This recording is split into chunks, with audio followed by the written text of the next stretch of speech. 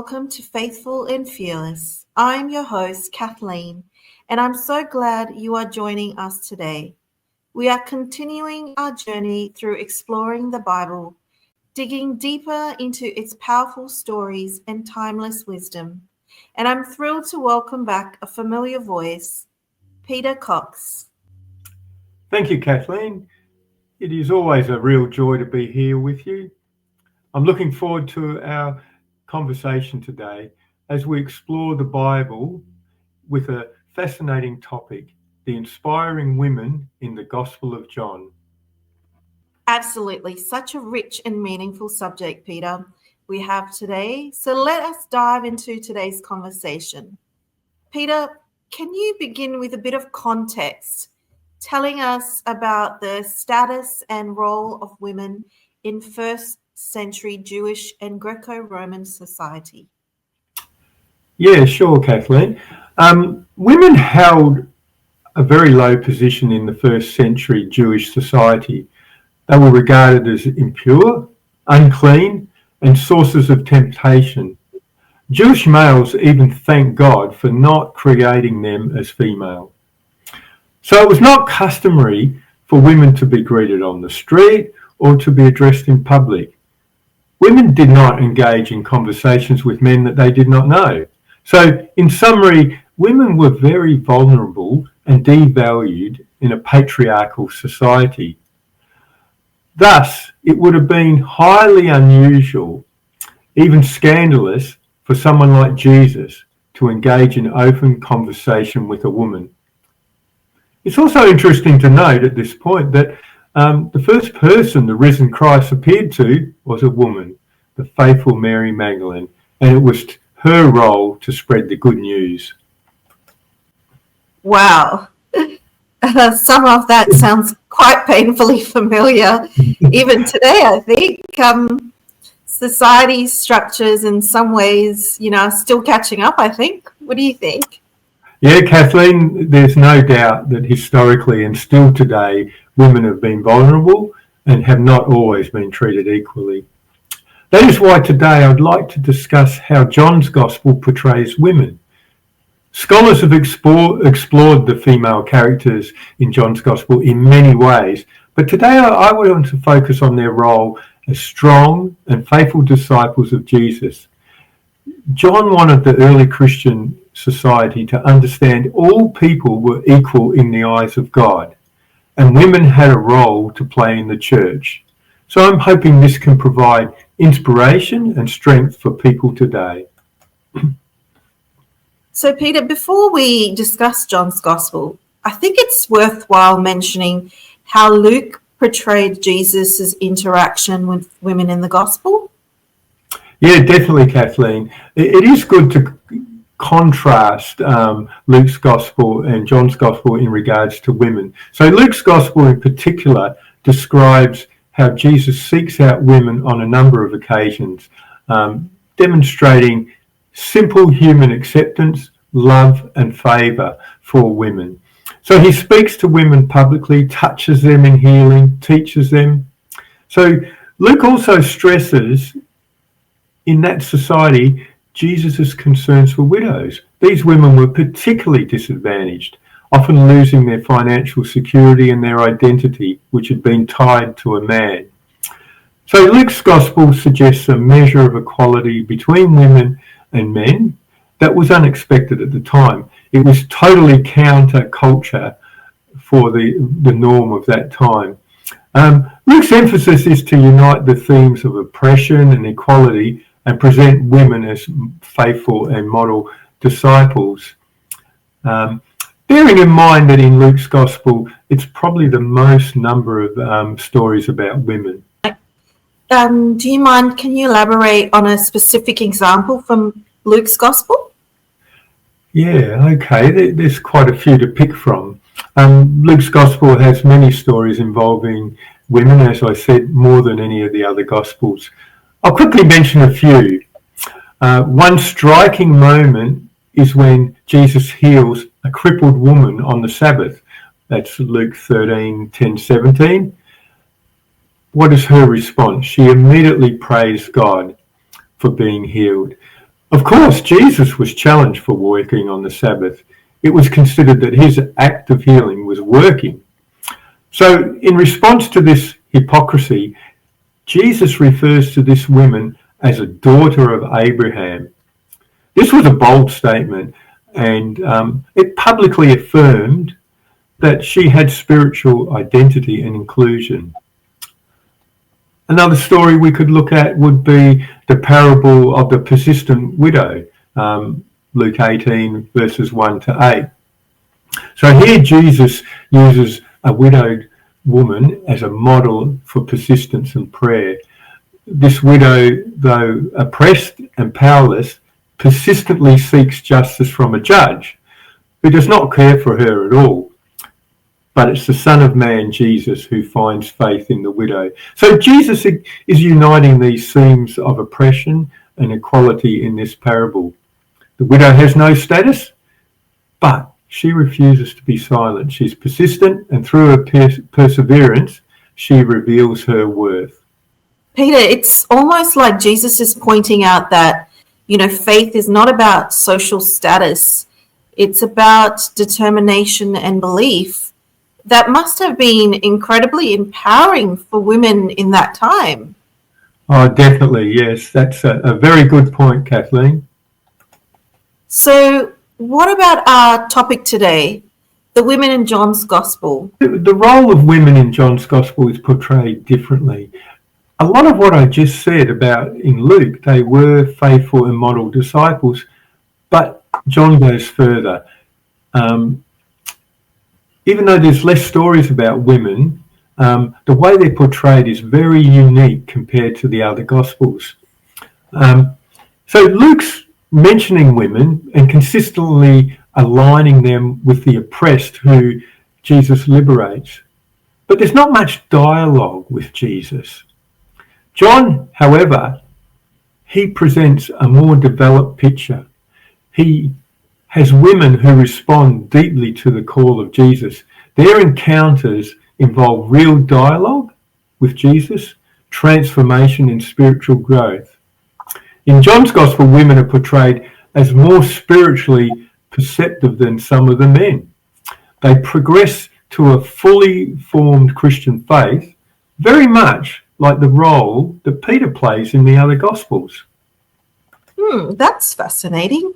So John is not just adding women to the narrative, he's giving them agency and spiritual authority?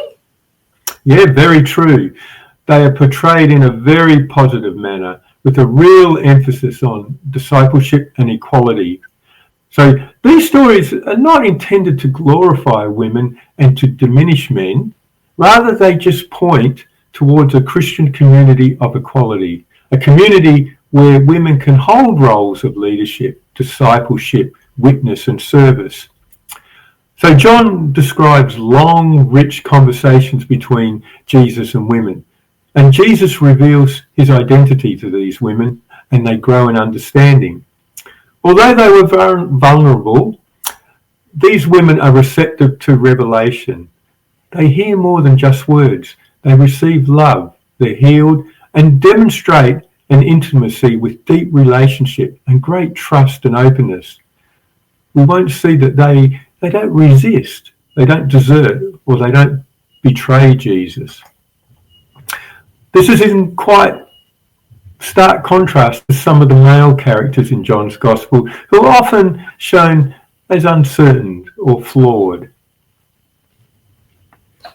It's almost like John is intentionally showing us how the heart, especially one that's open, can lead to deeper understanding regardless of gender.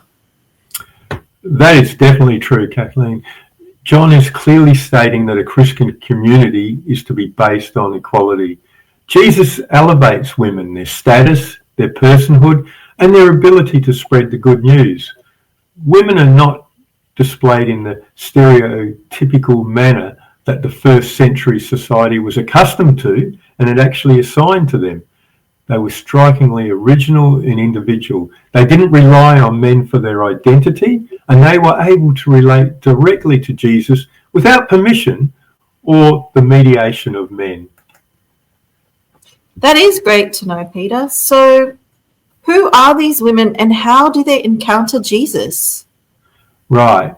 Well, there's 6 key encounters in John's Gospel where Jesus interacts meaningfully with women during his earthly ministry. So Jesus encounters these women and significant statements occur that help us understand who Jesus was, what his role was, and what he accomplished.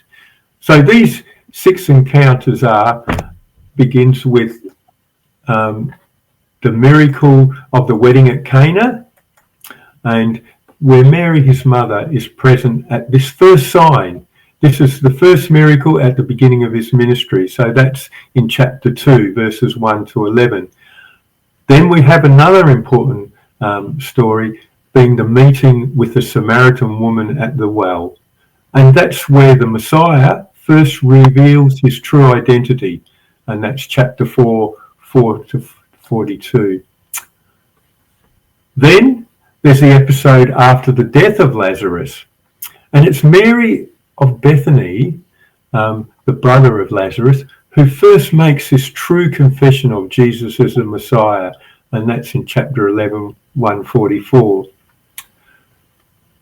Then before the Passover, the anointing of Jesus' feet by Mary of Bethany is a woman who anticipates the sign of true discipleship. That's 12, 1 to 8.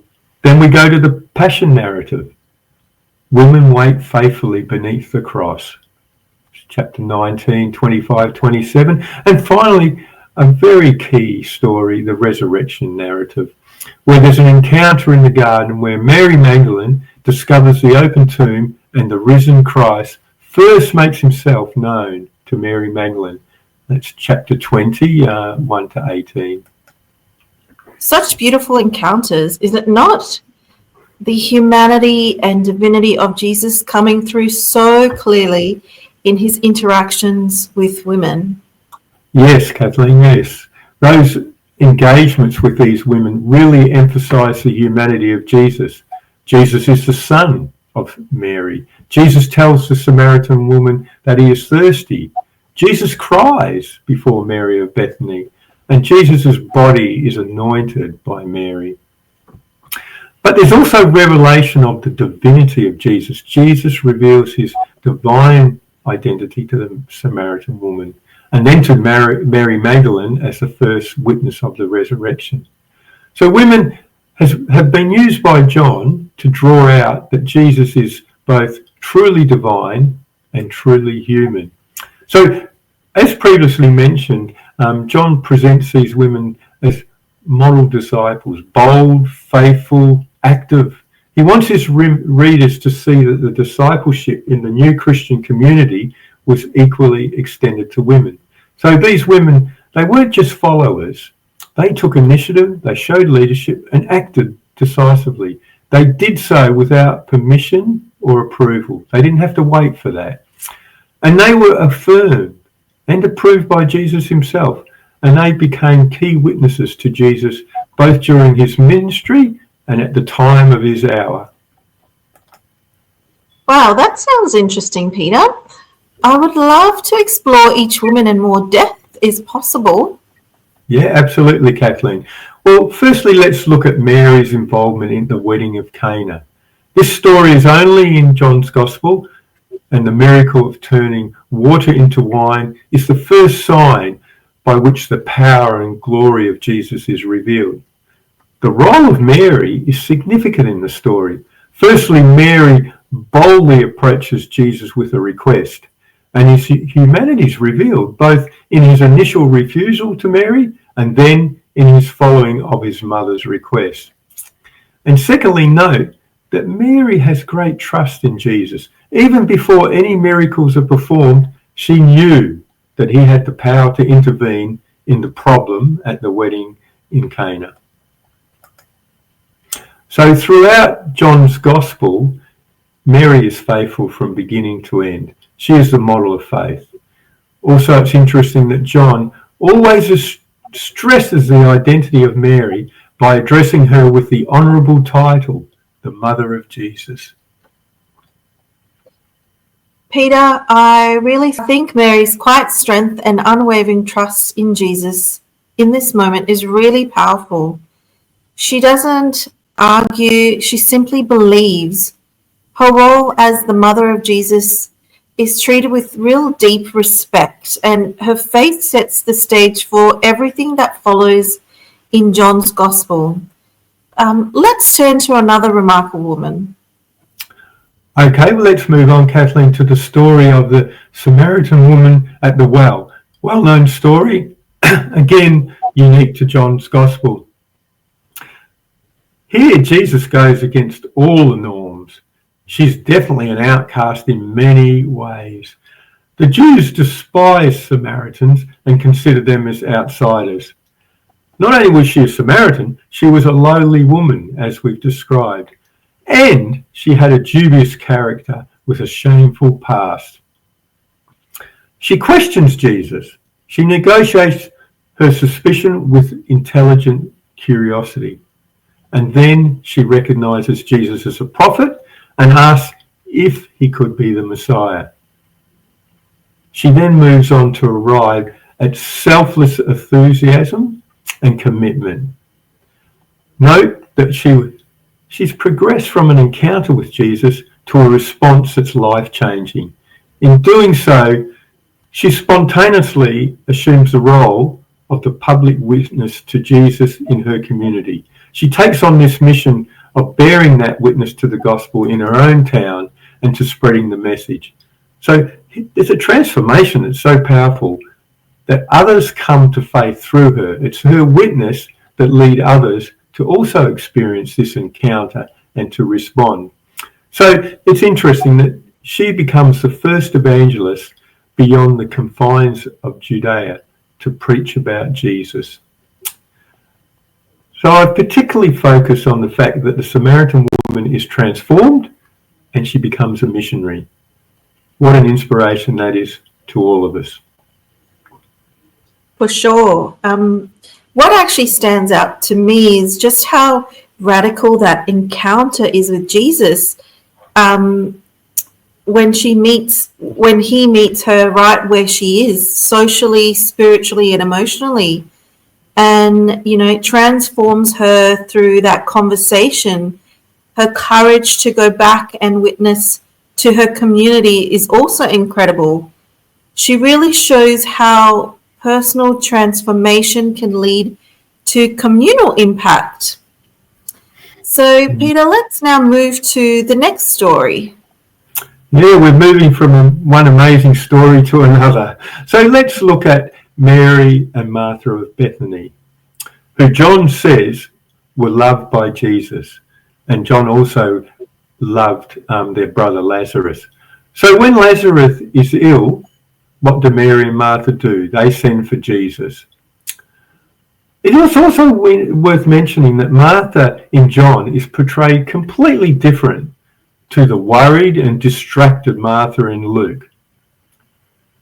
So in the story of the death of Lazarus, Mary boldly welcomes Jesus and confesses to the community. She's a witness of her faith to the community. She says, "He is the Messiah, the Son of God, the one coming into the world." So in spite of her grief at this time when her brothers died, she has great trust and full belief in Jesus as the Son of God. So even before Jesus raises Lazarus, Mary has responded in belief of his word. She wasn't waiting and needing a miracle or a sign. She just believed in Jesus' word. Then in the raising of Lazarus, Jesus reveals himself as the mystery of resurrection and life. Then in another story, Mary and Martha have the courage to host Jesus in their house, totally ignoring social pressures. This highlights the strength that discipleship requires to be a true follower. And then Mary of Bethany takes it to the next level. She goes on to serve Jesus with humble devotion. She's strong and contemplative, as she takes it upon herself to very extravagantly and unusually wash and anoint Jesus' feet with expensive perfume. She ignores criticism and the protests of Judas. She is not afraid to show her utter devotion to Jesus. She's expressing her gratitude to him, and her love and service, they're totally pure, unashamed.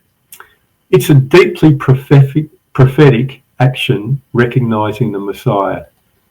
Thus, she is the classic disciple of service, serving the one that she loves without personal pride or position. Her devotion and her love is at a very elevated level. That's such a beautiful reflection, Peter. I love how both sisters express their discipleship differently. Martha with bold declaration and faith, and Mary through her deep personal devotion. Their story reminds me that there's more than one way to be faithful to followers of Jesus, and both are needed in the life of the church. It'll be good now if we can move on to the next powerful figure in the resurrection story. Good. Let's finish with Mary Magdalene, Kathleen. She's the first evangelist. She displays many characteristics. She remains in unwavering devotion when others run. She weeps in desperate despair when others hide. She roams alone in the dark, searches alone while others hide in fear. She's the first at the tomb. She's determined to find and remove the body of her Lord. She persists in this vigil at the tomb and her subsequent search for the body of Jesus. Finally, she questions a strange man and then shows unbridled joy when Jesus speaks her name and she recognizes that it's Jesus. She becomes the first witness, the primary witness of the resurrection. So she's the witness to salvation, and in her encounter with the risen Christ, she obeys his command to tell others, and she rushes to confess to them that he is the risen Lord. She proclaims, "I've seen the Lord." She took on the responsibility of being the apostolic witness to the assembled followers. Look, it's important to note that this is not intended to denigrate Peter or deny his authority.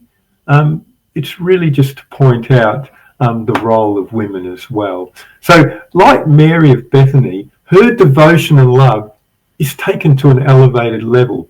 She's a great symbol of having an intimate longing for Jesus. And John teaches about intimacy in the feminine virtue of emotional bonding with a loved person. That's great. Thank you, Peter. I always find Mary Magdalene's story really moving. Her unwavering love and courage in the face of grief and fear, which makes her a shining example of discipleship. Her encounter with the risen Jesus is intimate and deeply emotional, and her response is immediate, obedient, and joyful. It's no wonder she's often called the apostles of the apostles. True. These women are not just present, they are leading, witnessing, believing, and proclaiming. It's so powerful to hear it laid out like this. Thank you so much, Peter. I really have enjoyed it, Pleasure. For your wealth of knowledge and understanding. So, Peter, if you don't mind, did you have any concluding thoughts on our conversation today?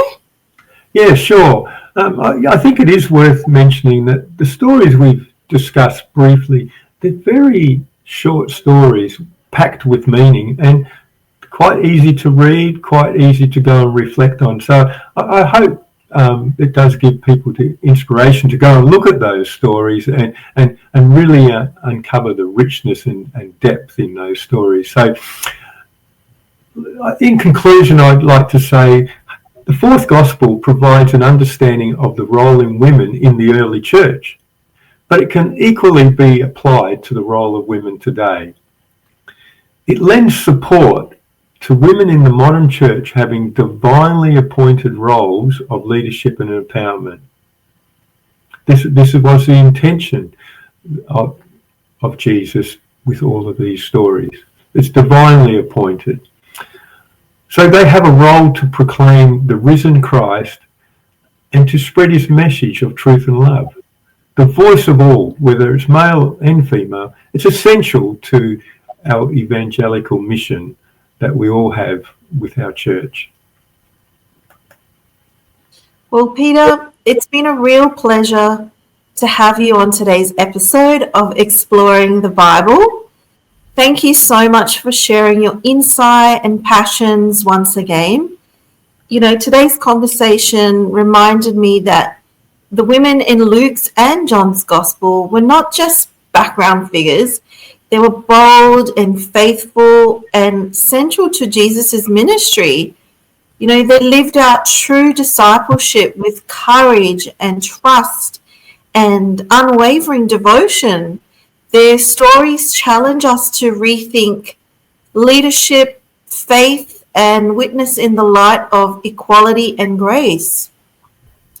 You know, as someone called to help teach and encourage other women through my ministry, I really feel deeply inspired to continue creating spaces for voices, especially those that have been overlooked, to engage with the Word of God and find their place in this story. Oh, that's a lovely way to wrap up, Kathleen. And it's always a blessing to be part of this conversation. So thank you very much for having me today. No worries. It's always a pleasure. I love our podcast, Peter. So in our next episode, Peter and I will continue to explore the Bible together. So stay tuned. Until next time, may the Lord bless you and keep you.